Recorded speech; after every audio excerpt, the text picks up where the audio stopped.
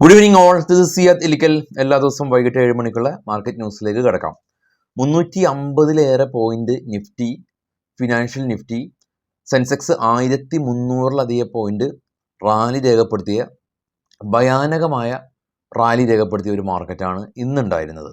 നമ്മൾ രാവിലെ പറഞ്ഞ പോലെ തന്നെ സെൻസെക്സിലൊക്കെ ട്രേഡ് ചെയ്യുന്ന സമയത്ത് എക്സ്ട്രാ കോഷ്യസ് എടുത്തില്ലെങ്കിൽ വളരെയധികം ബുദ്ധിമുട്ടാകും. കാരണം സെൻസെക്സ് 1300 പോയിൻ്റാണ് ഇന്ന് സ്പൈക്ക് ചെയ്തത്. രാവിലെ നമുക്ക് ഡോ ഫ്യൂച്ചറൊന്നും അത്ര അധികം പോസിറ്റീവായിരുന്നില്ല. ഇന്നലെ ആയിരുന്നു ആക്ച്വലി ഡോ ഫ്യൂച്ചറും അല്ലെങ്കിൽ യൂറോപ്യൻ മാർക്കറ്റും എല്ലാം തന്നെ പോസിറ്റീവായത്. എന്നാൽ ഇന്നലെ ഇന്ത്യൻ മാർക്കറ്റ് അത്ര വലിയ പ്രകടനം കാഴ്ചവെച്ചില്ല. ഇന്ന് യൂറോപ്യൻ മാർക്കറ്റ് ആക്ച്വലി ഇപ്പോൾ ട്രേഡ് ചെയ്യുന്നത് റെഡിലാണ്. US ഫ്യൂച്ചർ ഇപ്പോൾ ട്രേഡ് ചെയ്യുന്നത് ഫ്ലാറ്റാണ് വിത്ത് സ്ലൈറ്റ്ലി നെഗറ്റീവ് സെൻറ്റിമെൻറ്റ്സ്. എന്നിട്ടും ഇന്ത്യൻ മാർക്കറ്റ് അതിശക്തമായിട്ട് മുകളിലേക്ക് പോയിട്ടുണ്ട്. നിഫ്റ്റിയുടെ ചാർട്ട് നമുക്ക് കാണാം. മാർക്കറ്റ് ഓപ്പൺ ചെയ്തു, അതിനുശേഷം 25,800 സ്ട്രൈറ്റ് അവേ റാലി ആയിരുന്നില്ല. ഒരു സമയത്ത്, അതായത് ഏകദേശം ഒരു മണിയോടെ ഒരു വലിയൊരു ഫോള് കണ്ടു. 25,500-ലേക്ക് മാർക്കറ്റ് ഇടിഞ്ഞു. എന്നാൽ 25,500-ൽ സപ്പോർട്ട് എടുത്ത മാർക്കറ്റ് വീണ്ടും സ്പൈക്ക് ചെയ്ത് 25,800-ലേക്ക് മാർക്കറ്റ് പോയി. MNM 5.5%, ICICI bank 3.5%, JSWCയിൽ 3.5%, LNT 3%, Airtel 3%. അതിശക്തമായ ഒരു റാലിയാണ് ഇന്നുണ്ടാക്കിയത്. ഗ്ലോബൽ മാർക്കറ്റിൽ കാണാം ഏറ്റവും താഴെ നേരത്തെ നമ്മൾ കണ്ടതുപോലെ തന്നെ ഇപ്പോൾ ട്രേഡ് ചെയ്യുന്ന യൂറോപ്യൻ മാർക്കറ്റ് റെഡിലാണ്. FTSE UK മാർക്കറ്റ് 68 പോയിൻറ്റും, CAC 40 ഫ്രാൻസ് മാർക്കറ്റ് 52 പോയിൻറ്റും, ഡാക്സ് ജർമ്മൻ മാർക്കറ്റ് 114 പോയിൻറ്റിൻ്റെയും മൈനസിൽ ട്രേഡ് ചെയ്യാണ്. നിഫ്റ്റി ഇന്ന് അതിതീവ്രമായ രീതിയിൽ മുകളിലേക്ക് പോയപ്പോൾ ഏകദേശം 2.5% സ്പൈക്ക് ഇന്ത്യ വിക്സിൽ ഉണ്ടായിട്ടുണ്ട്. ഡോ ഫ്യൂച്ചർ ഇപ്പോൾ കാണാം 18 പോയിൻറ്റ് ഒരു ഫ്ലാറ്റായ രീതിയിൽ മാത്രമാണ് ട്രേഡ് ചെയ്യുന്നത്. എന്നാൽ ഇന്ന് ഏഷ്യൻ സൈഡിൽ നിന്ന് ഇന്ത്യൻ മാർക്കറ്റിന് നല്ലൊരു പിന്തുണ ഉണ്ടായിരുന്നു. എസ്പെഷ്യലി നിക്കി ജപ്പാൻ മാർക്കറ്റ് 619 പോയിൻറ്റിൻ്റെ റാലി രേഖപ്പെടുത്തി.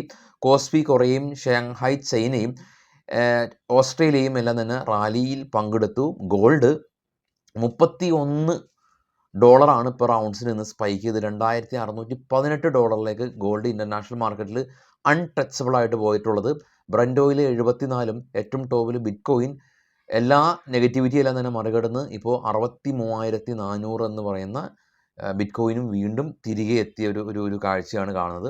അപ്പോൾ ഇന്ത്യൻ മാർക്കറ്റിൽ നിക്ഷേപകരെ സംബന്ധിച്ച്, അല്ലെങ്കിൽ ലോങ് ടൈം നിക്ഷേപകരെ സംബന്ധിച്ച്, എസ്പെഷ്യലി അല്ലെങ്കിൽ മ്യൂച്വൽ ഫണ്ടിലൊക്കെ ട്രേഡ് ചെയ്യുന്ന ആളുകളെ സംബന്ധിച്ച്, ഗോൾഡൊക്കെ ഹോൾഡ് ചെയ്യുന്ന ആളുകളെ സംബന്ധിച്ച് അവർക്കെല്ലാം തന്നെ വളരെയധികം പോസിറ്റീവായിട്ടുള്ള ഒരു സമയമാണ്. നിഫ്റ്റി വീണ്ടും 25,000 തന്നെ നമുക്ക് മാനസികമായിട്ട് അക്സെപ്റ്റ് ചെയ്യാനായിട്ടൊരു ബുദ്ധിമുട്ടുണ്ടായിരുന്നു.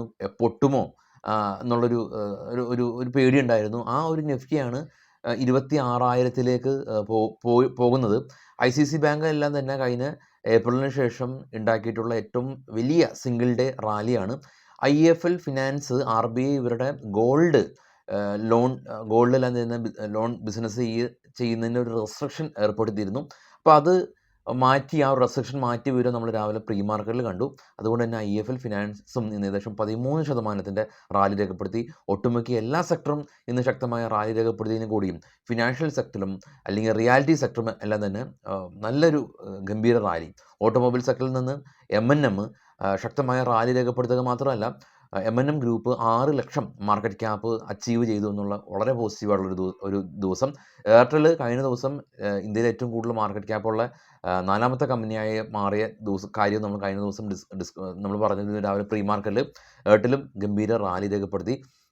കുറച്ച് അതിഗംഭീര റാലിക്ക് ശേഷം garden ship builders, Cochin ship yard എല്ലാം തന്നെ ഏറെ നാളുകളും ആയിട്ട് ഏറെ നാളല്ല, ഒരു 2-3 ആഴ്ചയായിട്ട് ഒരു സ്ലീപ്പിംഗ് മൂഡായിരുന്നു ഉണ്ടായിരുന്നത്. എന്നാൽ ഉറക്കമെല്ലാം തന്നെ മാറ്റി കൊച്ചിൻ ഷിപ്പ് യാർഡെല്ലാം തന്നെ 9% അതിശക്തമായ റാലി, ഗാർഡൻ ഷിപ്പ് ബിൽഡേഴ്സും നല്ലൊരു റാലി ഇന്ന് കിട്ടിയിട്ടുണ്ട്.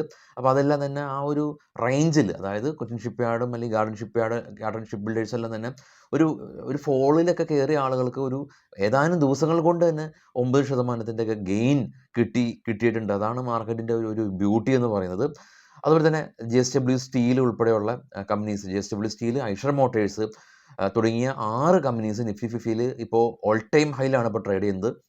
ഡെപ്പോസിറ്ററി പാർട്ടിസിപ്പൻ്റ് ആയിട്ടുള്ള CDSലും തുടർച്ചയായി 8 ദിവസം ഇപ്പോൾ ഗെയിൻ തുടരുന്നുണ്ട്. അദാനി പോർട്ട് അബുദാബി ബേസ്ഡ് ആയിട്ടുള്ളൊരു കമ്പനിയായിട്ട് ഒരു പുതിയ ബിസിനസ് കോൺട്രാക്ട് സൈൻ ചെയ്തുകൊണ്ട് അദാനി പോർട്ടും ഇന്ന് റാലി രേഖപ്പെടുത്തിയിട്ടുണ്ട്. അപ്പോൾ പ്രധാനമായിട്ടും എന്താണ് മാർക്കറ്റ് ഇന്ന് എന്തുകൊണ്ട് മാർക്കറ്റ് റാലി രേഖപ്പെടുത്തി എന്ന് ചോദിച്ചാൽ ഒരുപാട് റീസൺസ് ഉണ്ടാവും. അതിൽ ഒരു റീസൺ യു.എസിൽ സെൻട്രൽ ബാങ്ക് അവിടെ 50 ബേസ് പോയിന്റ് റേറ്റ് കട്ട് നടത്തി. അപ്പോൾ ഇന്ത്യയും റേറ്റ് കട്ട് ഉണ്ടാകും എന്നുള്ള ഒരു പ്രതീക്ഷയാണ് അനലിസ്റ്റുകളെല്ലാം തന്നെ മുന്നോട്ട് വെക്കുന്നത്. അത് FIs കൂടുതൽ ഫണ്ട് ഇന്ത്യയിലേക്ക് കൊണ്ടുവരും, ഡോളറിലേക്ക് കൊണ്ടുവരും, അത് ഇന്ത്യൻ റുപ്പീസ് അപ്രീസിയേഷൻ ചെയ്യുമെന്നുള്ള ആ ഒരു വ്യാഖ്യാനങ്ങളെല്ലാം തന്നെയാണ് ഇപ്പോൾ ഇന്നത്തെ മാർക്കറ്റിൽ ഉണ്ടാക്കിയിട്ടുള്ള റാലിക്ക് കാരണം. കൂടാതെ തന്നെ സിസിലോൺ എനർജി ASM GSM കാറ്റഗറിയിലായിരുന്നു, അത് റിമൂവ് ആയതുകൊണ്ട് സിസിലോൺ എനർജിയും ഒരു 3% ഗെയിൻ രേഖപ്പെടുത്തി.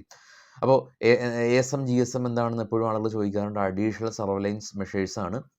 ഏതെങ്കിലും ഒരു സ്റ്റോക്കിൽ ഇൻട്രാഡേ എല്ലാം തന്നെ പരിമിതപ്പെടുത്തുകയും ആ ഒരു സ്റ്റോക്കിൽ ഉണ്ടാകുന്ന ആ ഒരു ഇൻട്രാഡേ മൂവ്മെൻറ്റ് അല്ലെങ്കിൽ ഒരു ഇൻവെസ്റ്റേഴ്സിന് ഇൻവെസ്റ്റ് ചെയ്യുന്ന സമയത്ത് ഇത് അഡീഷണൽ സർവൈലൻസ് മെഷേഴ്സിൻ്റെ അണ്ടറിലാണ് NSEയുടെ എന്നുള്ള ആ ഒരു സൂചന നൽകുന്നതാണ് ഈ ASM.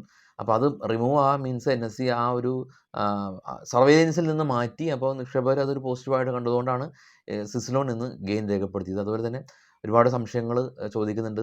പരമാവധി നമ്മൾ ന്യൂസിലൂടെ അവിടെ ഇവിടെയൊക്കെ ആയിട്ട് പറയാൻ ശ്രമിക്കാം. IPO അപ്ലൈ ചെയ്യുമ്പോൾ ഇപ്പോഴും ആളുകൾക്ക് കൺഫ്യൂഷൻ ഉണ്ടാവാറുണ്ട്. നമ്മൾ ഇൻ്റർനെറ്റ് ബാങ്കിങ് വഴി അപ്ലൈ ചെയ്യണമെന്ന് ഒരു നിർബന്ധമില്ല. നമ്മളിപ്പോൾ മ്യൂച്വൽ ഫണ്ടിലും അല്ലെങ്കിൽ അങ്ങനെയുള്ള കാര്യങ്ങളൊക്കെ ചെയ്യുന്നത് നമ്മളെ UPI നമ്മളെ GPay ഉപയോഗിച്ചിട്ടാണല്ലോ. അപ്പോൾ നമ്മുടെ പ്ലാറ്റ്ഫോമിൽ വരാം, IPO നോക്കുക, താല്പര്യമുള്ള IPOs ജസ്റ്റ് ക്ലിക്ക് ചെയ്യുക. ഓൾറെഡി തന്നെ കട്ട് ഓഫ് പ്രൈസ് അവിടെ ഇട്ടിട്ടുണ്ടാവും, അതൊന്നും ചേഞ്ച് ചെയ്യേണ്ട. ഒറ്റ ലോട്ട് മതി തൽക്കാലം. കൂടുതൽ ലോട്ട് ഇട്ടിട്ട് കാര്യമില്ല, കാരണം ലോട്ടറി സിസ്റ്റം ആണല്ലോ. ക്ലിക്ക് ചെയ്യുക, നേരെ ഒരു മാൻഡേറ്റ് വരും. മാൻഡേറ്റ് എവിടെയാണ്? നമ്മൾ UPIയിൽ, നമ്മൾ GPayയിൽ, നമ്മളെ പ്രൊഫൈൽ സെക്ഷനിൽ ടോപ്പ് റൈറ്റ് കോർണറിൽ ജസ്റ്റ് ഒരു ക്ലിക്ക് ചെയ്യുക. അപ്പോൾ അവിടെ മാൻഡേറ്റ് പെൻഡിങ് മാൻഡേറ്റ് കാണിക്കും. നിങ്ങളുടെ മൊബൈൽ അനുസരിച്ച് ചില മൊബൈലിൽ അത് പോപ്പപ്പ് പോലെ, GPayയിലെ പോപ്പപ്പ് പോലെ വരും. ചില ആളുകൾ ഈ പോപ്പപ്പ് എല്ലാം തന്നെ ഡിസേബിൾ ചെയ്തിരിക്കും മേ ബി. അപ്പോൾ ആ ഒരു സാഹചര്യത്തിൽ പോപ്പപ്പ് വരില്ല, പക്ഷേ GPayയിൽ നോട്ടിഫിക്കേഷൻ പോലെ അവിടെ വന്ന് കിടക്കും, ചില സമയത്ത് വന്ന് കിടക്കില്ല. അപ്പോൾ നമുക്ക് എന്താ ചെയ്യേണ്ടത്? നമ്മുടെ പ്രൊഫൈൽ സെക്ഷനിൽ മാൻഡേറ്റിൽ പോയി അവിടെ പെൻഡിങ് ഉള്ളത് ക്ലിക്ക് ചെയ്ത് അത് അപ്രൂവ് ചെയ്യുക. അപ്രൂവ് ചെയ്യുമ്പോൾ ഓട്ടോമാറ്റിക്കലി പൈസ കട്ടാവും. ഈ IPO കിട്ടിയില്ലെങ്കിൽ നമ്മൾ നേരെ GPayയിലേക്ക് തന്നെ വരും. ഇങ്ങനെ ഒരു സാഹചര്യം ഇല്ല. നമ്മുടെ പൈസ ഇൻ ബിറ്റ്വീൻ സ്റ്റക്കായി പോവില്ല. നമ്മൾ ഒന്നല്ലെങ്കിൽ നമുക്ക് IPO കിട്ടും, പൈസ പോവും, സ്റ്റോക്ക് വരും. അതല്ലെങ്കിൽ എന്താണ്, IPO കിട്ടില്ല, പൈസ തിരികെ എത്തും. അല്ലാതെ നമ്മളെ പൈസ എവിടെ പോകാനാണ്? നമ്മളെ പൈസ എങ്ങും പോവില്ല.